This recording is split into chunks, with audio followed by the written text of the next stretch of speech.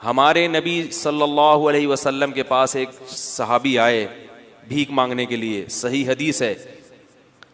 لوگوں کو وہ حدیثیں تو یاد ہوتی ہیں جس میں صدقے کی ترغیب ہے, وہ بھی حدیثیں یاد رکھنی چاہیے. صدقہ کرنا چاہیے, اسٹائل یہ ہونا چاہیے, انداز یہ ہونا چاہیے جو میں آپ کو بتا رہا ہوں. صحابی آئے, انصاری صحابی, عرض کیا یا رسول اللہ گھر میں کیا ہے؟ فاقے, کچھ بھی نہیں ہے کھانے کو. وہ واقعی بیچارے مستحق تھے, انہیں تو نبی ویسے ہی دے دیتے نا, وہ جھوٹ تھوڑی بول رہے تھے نبی کی خدمت میں آ کے. کچھ بھی نہیں ہے گھر میں. آپ نے فرمایا کچھ تو ہوگا, سب صحابہ بیٹھے ہوئے ہیں, کچھ تو ہوگا. فرمایا صرف ایک پیالہ ہے. ظاہر ہے وہ پیالہ ہے جس میں ڈال کے کھانا کھاتے ہیں, وہی اگر بیچ دیں تو کھانا آئے گا تو پلیٹ ہی نہیں رہے گی گھر میں, برتن ہی نہیں رہے گا. آپ صلی اللہ علیہ وسلم فرمایا وہ پیالہ اٹھا کے لے آؤ. کیا کرو؟ یہ حدیث تو پیالے کے بارے میں, آپ نے جب کسی کو دیکھنا ہے تو آپ نے اپنے حساب سے اسے انٹرویو لے کے, یہ نہیں کہ پیالہ اٹھا کے لے آؤ کیونکہ حدیث میں آ رہا ہے. اب کیا ہے کہ رسول اللہ صلی اللہ علیہ وسلم نے ان سے کہا کہ جاؤ کیا لے کر آؤ؟ پیالہ. وہ لے آؤ. اٹھا. نبی نے ان کو طریقہ سکھا رہے ہیں. کیسا پیارا آپ صلی اللہ علیہ وسلم کی تعلیم کا انداز تھا. آپ یہ بھی تو کہہ سکتے تھے بھائی اس پیالے کو بیچو, یہ خریدو, یوں کرو جاؤ. تو آپ نے معلم کو بھی بتا دیا کہ تم نے غریب کو صحیح راستہ بھی دکھانا ہے اور اس کے ساتھ اس راستے میں تعاون بھی کرنا ہے. وہ بیچارہ کانفیڈنس نہیں ہوتا, آپ نے اس کو سمجھا کے نکل لیے, وہ کنفیوز ہے یار میں نے کیا کرنا ہے. ہر آدمی میں کانفیڈنس نہیں ہوتا, قوت فیصلہ نہیں, تو آپ نے بتا دیا کہ اس کے ساتھ تعاون کرنا ہے, اس کی حوصلہ افزائی کرنی ہے. تو آپ یہ نہیں آپ صلی اللہ علیہ وسلم نے فرمایا کہ جاؤ وہ پیالہ بیچو اور یہ کرو اور وہ کرو اور خود ہی کر لو سارا کچھ. فرمایا لے آؤ. جیسے جیسے کہہ رہا ہوں نا ویسے ویسے گویا انگلی پکڑ کے چلانا سکھا رہے ہیں, بھیک سے انگلی پکڑ کے چھڑوا رہے ہیں. یہ زیادہ بڑی خدمت ہے. اگر آپ صلی اللہ علیہ وسلم ان صحابی کو کھانا دے دیتے, صدقہ دے دیتے, اگلے دن پھر آ جاتے, وہ تو کھاؤ ختم. اور تھوڑے دنوں میں کیا ہوتا, ان کی زوجہ بھی یہی, بچے بھی یہی کر رہے ہوتے. یہ بھیک ایسی بیماری ہے جو نسلوں میں چلتی ہے. خاندانی بھکاری ہوتے ہیں بعض لوگ, ارے ہمارے ابا بھی یہی کام کرتے تھے. ٹھیک ہے نا. تو نبی صلی اللہ علیہ وسلم نے فرمایا جاؤ پیالہ اٹھا کے لے آؤ. وہ صحابی پریشان ہے, کیا ہوگا بھائی, ٹھیک ہے نبی نے کہا ہے لے آئے. آپ صلی اللہ علیہ وسلم نے فرمایا اسے کون خریدے گا؟ ہر چیز کا کوئی نہ کوئی طلبگار ہوتا ہے. ایک صحابی نے فرمایا 1 درہم میں یہ مجھے دے دیں.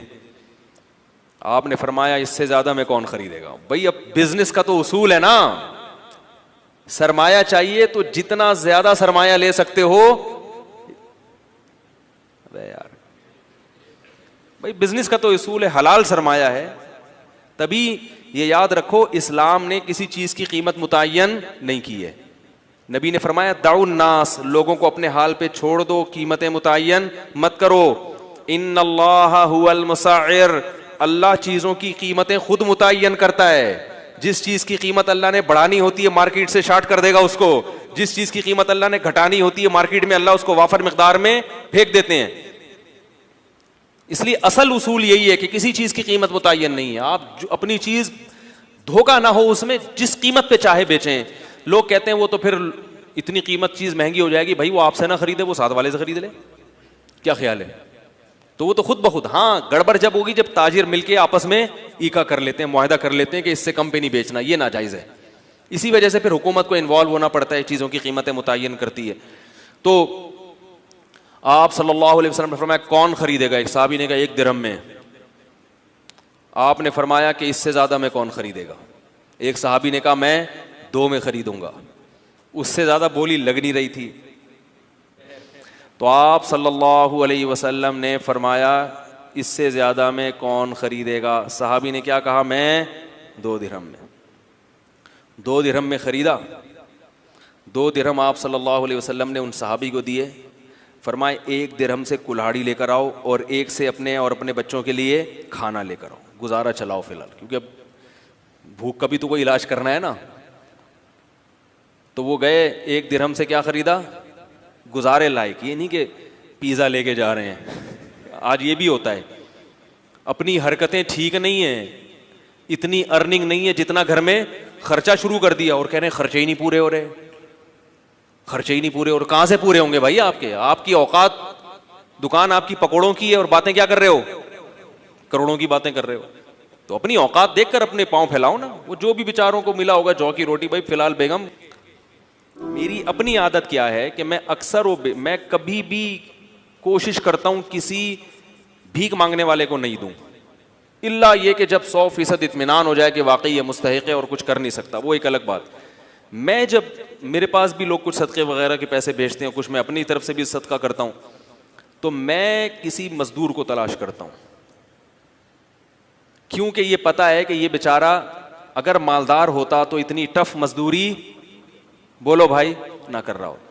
یہ مالدار نہیں ہے تو یہ مزدوری کر رہا ہے. نمبر 2, یہ آدمی لالچی نہیں ہے.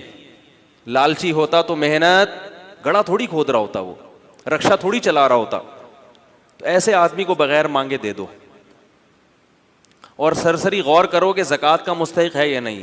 اگر لگ رہا ہے تو زکوٰۃ بھی دے سکتے ہیں اس کو, نہیں تو صدقہ تو بہرحال, صدقے میں تو یہ کوئی قانون نہیں ہے, صدقہ تو مالدار کو بھی دیا جا سکتا ہے, تو غریب کو کیوں نہیں دیا جا سکتا؟ وہ تو اور زیادہ ثواب ہے اس میں.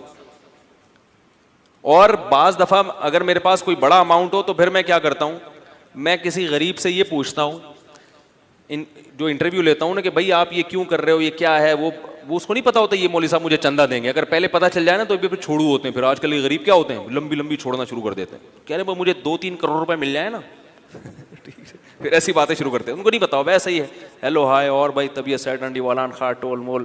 اگر پٹھان ہے تو تھوڑا سا پشتو مشتو ماری, پنجابی ہے تو تھوڑا سا اس میں, اور بھائی پہاڑ کی حال ہے تو ٹھیک ٹھاک ہو, اس طرح کی تھوڑی سی گلا شلنا کر کے تو تھوڑا سا اس کو مانوس کیا. اس کے بعد اس سے رپورٹ طلب کی, اور بھائی کیا کر رہے ہو, گھر بھر کیسا چل رہا ہے. تو جو عزت دار آدمی ہوتا ہے وہ پہلی دفعہ میں تو یہی کہے گا الحمدللہ اللہ کا دیا بہت کچھ ہے. اب یہ نہیں کہ ہم بھاگ گئے, اس کا مطلب ہے بندہ سفید پوش ہے, اللہ کا شکر ادا کر رہے ہیں.